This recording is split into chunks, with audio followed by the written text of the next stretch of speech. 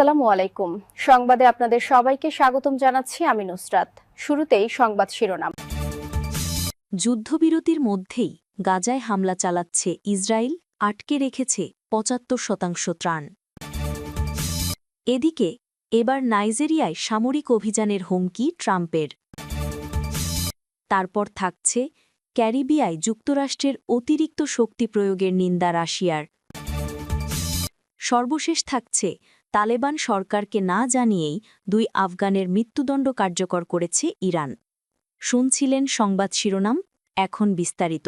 তার আগে ছোট্ট একটি আবেদন। যদি আপনি সত্যি মানবতার পক্ষে থাকেন, গাজার নিষ্পাপ শিশুদের কান্না আপনার হৃদয় ছুঁয়ে যায়, তাহলে নীরব থাকবেন না। এই অন্ধকার সময়ে আপনার কণ্ঠটাই হতে পারে আশার আলো। আজ পৃথিবী দেখছে কে ভালোবাসে মানুষকে, কে বাড়ায় সত্যের পাশে। গাজার শিশুরা চায় শুধু একটু শান্তি, একটু নিরাপদ আকাশ। আমরা যদি একসাথে বলি গাজায় শান্তি চাই, তাহলে হয়তো পৃথিবী শুনবে আমাদের আহ্বান। নিচে মন্তব্যে লিখুন গাজায় শান্তি চাই। আর যদি চান মানবতার পক্ষে এমন সত্য খবর আগে জানতে, তাহলে এখনই সাবস্ক্রাইব করুন। আপনার এক ক্লিকই হতে পারে এক শিশুর আশার প্রতিধ্বনি। চলুন বেশি কথা না বাড়িয়ে বিস্তারিত জেনে নেই। যুদ্ধবিরতির মধ্যেই গাজায় হামলা চালাচ্ছে ইসরায়েল, আটকে রেখেছে ৭৫% ত্রাণ। কথিত যুদ্ধবিরতির মধ্যেই উত্তর ও দক্ষিণ গাজা জুড়ে বিমান হামলা ও গুলিবর্ষণ অব্যাহত রেখেছে ইসরায়েলের বর্বর সেনাবাহিনী। দখলদার বাহিনীর এই বর্বর আগ্রাসনে একের পর এক ঘরবাড়ি ধ্বংস ও হতাহতের খবর পাওয়া যাচ্ছে।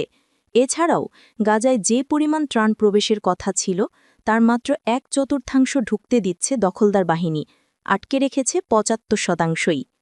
বার্তা সংস্থা মেহেরের প্রতিবেদন অনুযায়ী রোববার ইসরায়েলি আর্টিলারি দক্ষিণ গাজার পূর্ব খান ইউনিস এলাকায় গোলাবর্ষণ করে।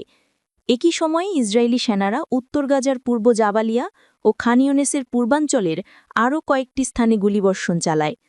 স্থানীয় সূত্রগুলো জানিয়েছে, পূর্ব খান ইউনিসে পালেস্তিনিদের বাড়িঘর ধ্বংসের ফলে শক্তিশালী বিস্ফোরণের শব্দ শোনা গিয়েছে।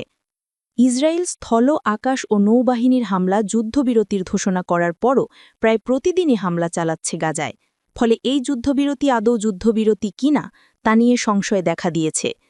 এর আগে এক প্রতিবেদনে নিশ্চিত করা হয়েছে, যুদ্ধবিরতি চুক্তি কার্যকর হওয়ার পর থেকে এখন পর্যন্ত ৮ শতাধিক ফিলিস্তিনি নিহত বা আহত হয়েছেন। অন্যদিকে পালেস্তিনের গাজায় প্রতিশ্রুত ত্রাণের মাত্র ১/৪ ঢুকতে দিচ্ছে ইসরায়েল, অর্থাৎ মোট ত্রাণের ৭৫%ই আটকে রেখেছে দেশটি। শনিবার এক বিবৃতিতে গাজার সরকারি গণমাধ্যম দপ্তর জানায়, ১০ থেকে ৩১ অক্টোবর পর্যন্ত ৩,২২৩টি বাণিজ্যিক ও ত্রাণবাহী ট্রাক গাজায় প্রবেশ করেছে, অর্থাৎ প্রতিদিন গড়ে মাত্র ১৪৫টি ট্রাক প্রবেশের অনুমতি পেয়েছে, যা যুদ্ধবিরতির অংশ হিসেবে নির্ধারিত দৈনিক ৬০০ ট্রাকের মাত্র ২৪%।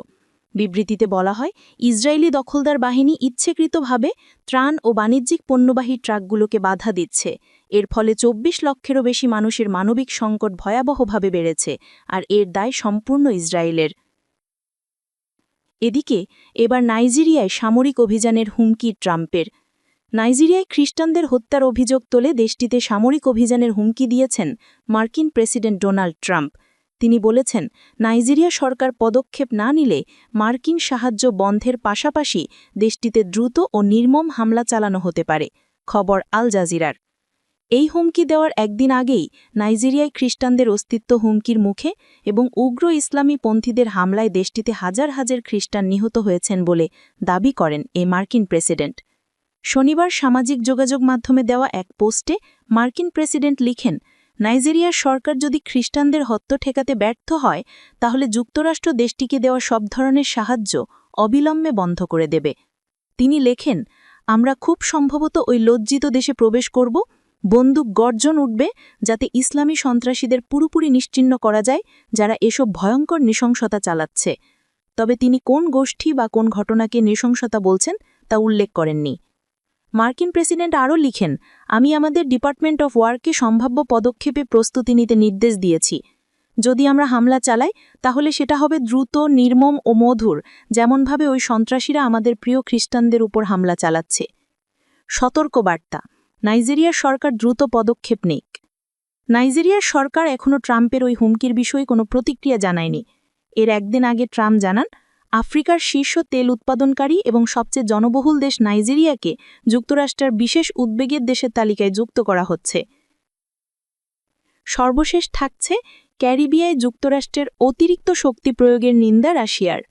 ক্যারিবীয় সাগরে সন্দেহজনক মাদক পাচারকারী নৌকাযানগুলোর বিরুদ্ধে যুক্তরাষ্ট্রের অতিরিক্ত সামরিক শক্তি প্রয়োগের নিন্দা জানিয়েছে রাশিয়ার পররাষ্ট্র মন্ত্রণালয়। ব্রিটিশ বার্তা সংস্থা রয়টার্স তাদের এক প্রতিবেদনে এই খবর জানিয়েছে। খবরে বলা হয়, শনিবার মন্ত্রণালয়ের ওয়েবসাইটে দেওয়া এক বিবৃতিতে এই নিন্দা জানানো হয়। বিবৃতিতে মন্ত্রণালয়ের মুখপাত্র মারিয়া জাখারোবা বলেছেন, মাদক বিরোধী অভিযানে যুক্তরাষ্ট্রের অতিরিক্ত সামরিক শক্তি প্রয়োগের তীব্র নিন্দা জানাচ্ছি আমরা। এসব পদক্ষেপ একই সঙ্গে যুক্তরাষ্ট্রের অভ্যন্তরীণ ও আন্তর্জাতিক আইনের ধারার লঙ্ঘন।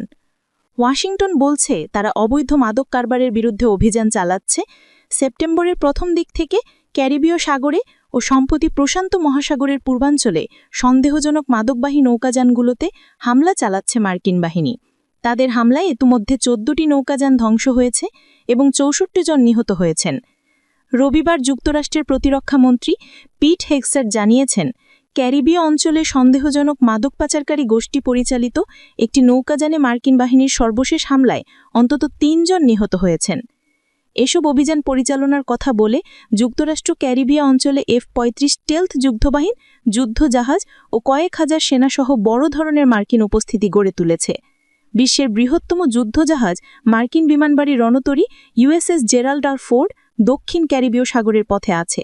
এই বিমানবাড়ী রণতরীটিকে ভেনেজুয়েলার উপকূলের অদূরে মোতায়েন করা হবে বলে ধারণা করা হচ্ছে। মার্কিন বাহিনী ধ্বংস করা নৌকাযানগুলো আদৌ কোনো মাদক পরিবহন করছিল কিনা সে সম্বন্ধে এখন পর্যন্ত কোনো প্রমাণও দিতে পারেনি ওয়াশিংটন। ক্যারিবীয় উপকূলের দেশ ভেনেজুয়েলার অভিযোগ, কারাকাসের বামপন্থী সরকারকে ক্ষমতা থেকে সরাতে ওই এলাকায় শক্তিশালী সামরিক সমাবেশ গড়ে তুলছে যুক্তরাষ্ট্র, আর উদ্দেশ্যকে আড়াল করতে মাদক বিরোধী অভিযানকে ব্যবহার করছে। এই অভিযানকে ঘিরে ভেনেজুয়েলা ও প্রতিবেশী কলম্বিয়ার সঙ্গে যুক্তরাষ্ট্রের উত্তেজনা তীব্র হয়ে উঠছে।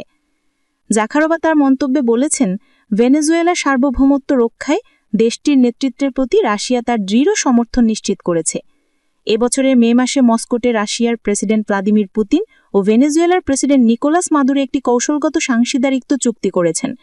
মাদুরো বারবার অভিযোগ করে যাচ্ছেন যুক্তরাষ্ট্র তাকে ক্ষমতা থেকে সরাতে চায়।